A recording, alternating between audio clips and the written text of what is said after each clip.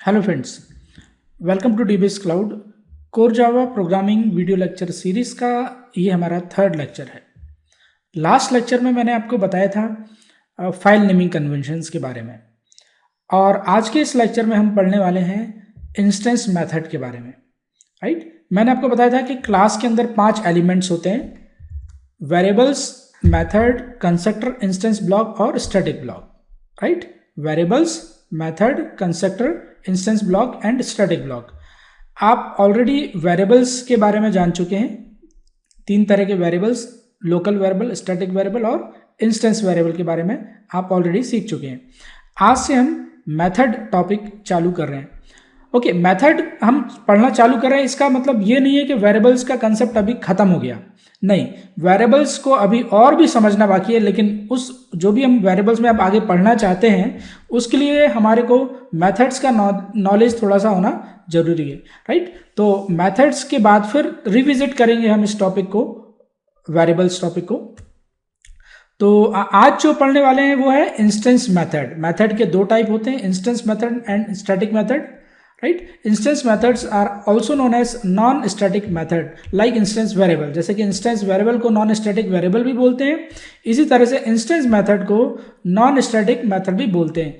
एक चीज जरूर, मैं फिर से आपको, बहुत पुरानी बात है लेकिन याद यहाँ पर दिलाना चाहता हूं कि इंस्टेंस मतलब ऑब्जेक्ट। जावा में इस चीज को ध्यान रखना। राइट, मैं इसको आगे रिलेट करने वाला हूं, क्यों ये आपको बार बार रिपीट कर रहा हूं, ये समझ में आएगा आपको अभी कुछ समय बाद।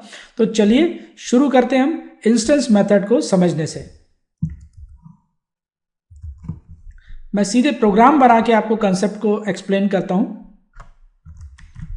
शुरू से हम एक नया कोड लिखते हैं, वहीं से चालू करता हूं। पहले मैं एक मेथड बना लूं, तो क्लास से हम स्टार्ट करते हैं। क्लास बनाने का सिंटेक्स आपको मालूम है, क्लास कीवर्ड फिर नेम ऑफ क्लास। डीबेस नाम से मैं एक क्लास बना रहा हूं, ओपनिंग क्लोजिंग पैरेंथेसिस। इसके अंदर सबसे पहले मैं आपको इंस्टेंस मेथड बना के बता रहा हूं। Right, void m1 opening closing parenthesis और फिर ये कर्ली ब्रैकेट्स। देखिए, मैंने यहाँ पर एक मेथड बनाई है। मेथड यानी मेथड का नाम m1 है यहाँ पर, और ये जो ओपनिंग क्लोजिंग पैरेंथेसिस हैं इनका हम आगे यूज़ करेंगे, अभी ये खाली है। ये बेसिकली आर्ग्यूमेंट पास करने के लिए काम आते हैं। आर्ग्यूमेंट मतलब जब इस फंक्शन को हमारे को कॉल करेंगे, तो अगर हमारे को कॉल करते समय कोई वैल्यू पास करना है तो हम इसमें करेंगे। फिलहाल हमें कोई भी वैल्यू पास नहीं करना है, इसलिए मैंने इसको खाली छोड़ा हुआ है। यहाँ पर ये जो void है ये मेथड का रिटर्न टाइप है।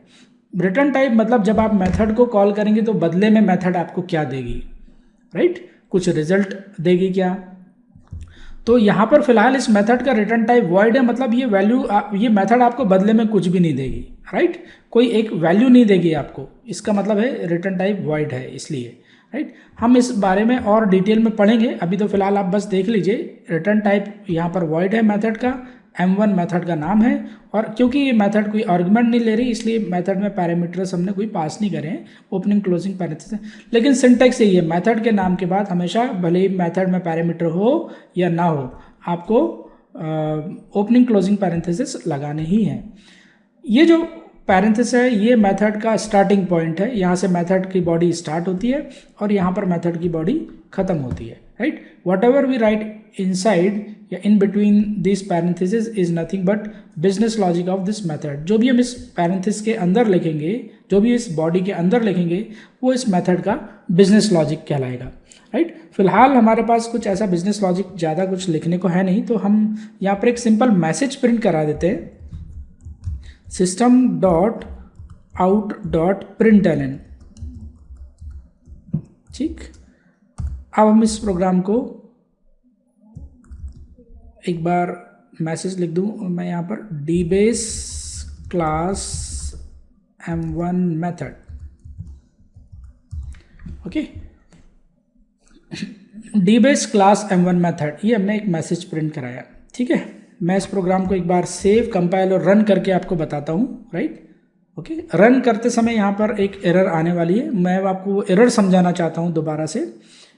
एक बार पहले बता चुका हूँ लेकिन फिर मैं आपको उस चीज़ को आपके सामने लेके आना चाह रहा हूँ मैं, इसलिए dbase.java नाम से इसको सेव कर देता हूँ टास्क फोल्डर के अंदर।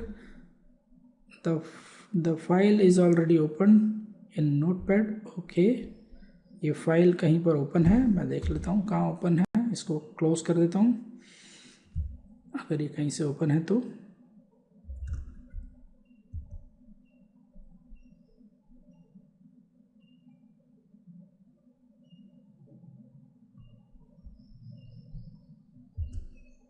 ठीक है, मैं यहाँ क्लास का नाम ही चेंज कर देता हूँ, instead of writing dbase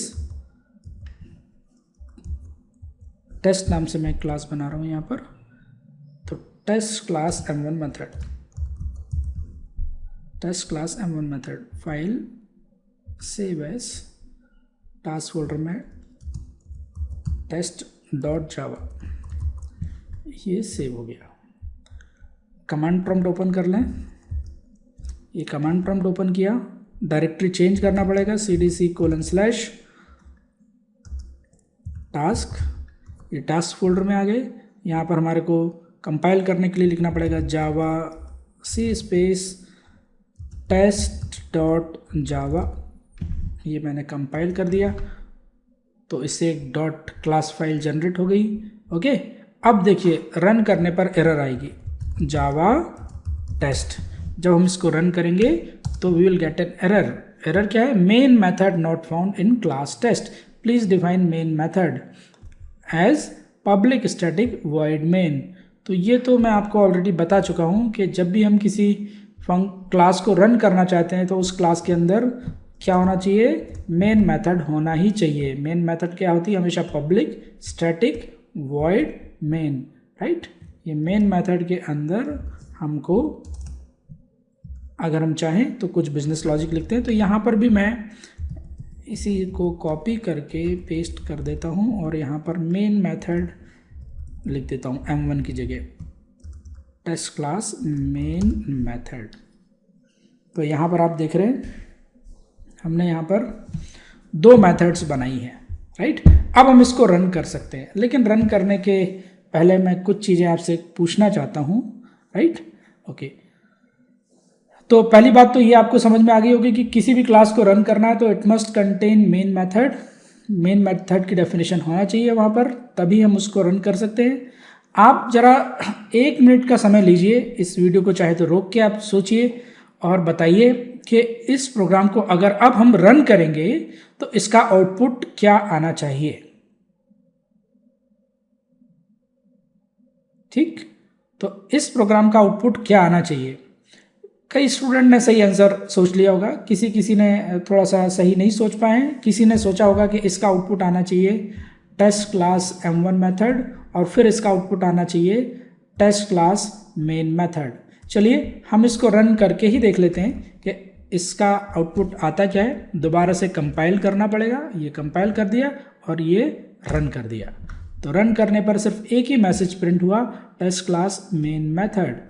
m1 method के अंदर जो हमने मैसेज प्रिंट करने की स्टेटमेंट लिखी है वो एग्जीक्यूट नहीं हुई। क्यों नहीं हुई? क्योंकि m1 मेथड ही एग्जीक्यूट नहीं हुई। यहाँ पर एक चीज़ समझना आपको बहुत ज़रूरी है। देखिए, किसी भी क्लास के अंदर आप कितनी भी मेथड्स बना सकते हैं, लेकिन वो मेथड्स तभी एग्जीक्यूट होंगी जब आप उनको डायरेक्टली या इनडायरेक्टली मेन मेथड के अंदर कॉल करेंगे। अब ये डायरेक्ट कॉल या इनडायरेक्ट कॉल क्या होता है ये आपको बहुत आसानी से समझ में आ जाएगा। मैं अभी उसकी कोई टेंशन नहीं ले रहा हूँ, मैं सिर्फ अब आपको फिलहाल यहाँ ये बता दूँ कि डायरेक्ट कॉल करने का क्या मतलब है।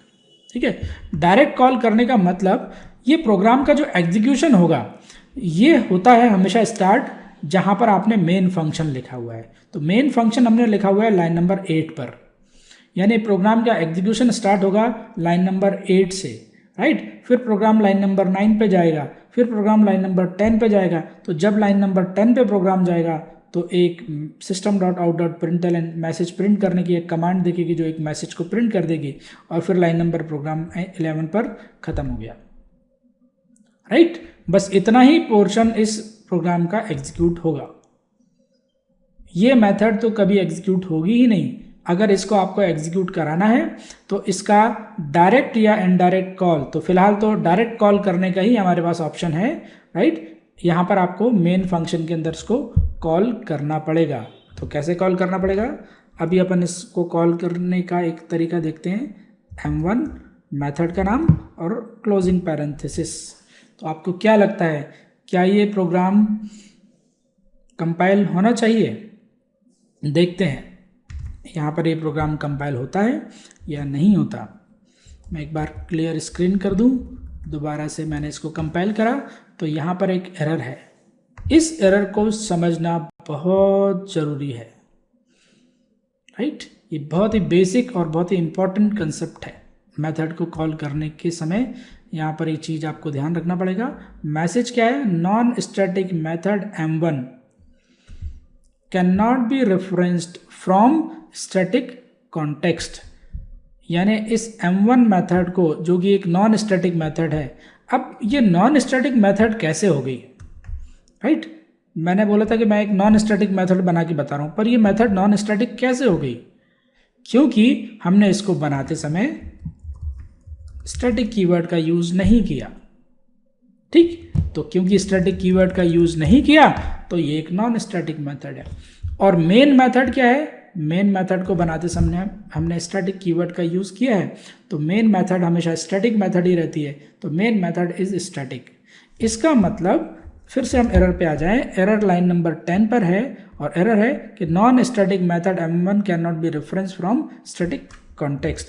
मतलब ये जो लाइन नंबर 10 पे हमने m1 मेथड को स्टैटिक कॉन्टेक्स्ट में, यानी स्टैटिक एरिया में, यानी जो मेन मेथड के अंदर कॉल करा है, ऐसा नहीं चलेगा, राइट। तो अगर हम चाहते हैं कि हम नॉन स्टैटिक मेथड को m1 मेथड के अंदर कॉल कर पाएँ, तो इसके लिए हमारे को तरीका वेरिएबल्स को एक्सेस करते समय यूज़ करना पड़ता। यानी इंस्टेंस वेरिएबल को जब हम स्टैटिक मेथड में एक्सेस कर रहे थे तो क्या कर रहे थे, हम ऑब्जेक्ट क्रिएट करके ये काम हम कर रहे थे। तो इसलिए हमारे को पहले ऑब्जेक्ट क्रिएट करना पड़ेगा। तो कभी भी अगर इंस्टेंस मेथड को स्टैटिक रीजन में एक्सेस करना है तो सबसे पहले आपको क्लास का ऑब्जेक्ट क्रिएट करना पड़ेगा। कैसे क्रिएट करेंगे, test t is equals to new test. इस तरह से हम क्लास का ऑब्जेक्ट क्रिएट करेंगे। ऑब्जेक्ट t क्रिएट कर लिया, t.m1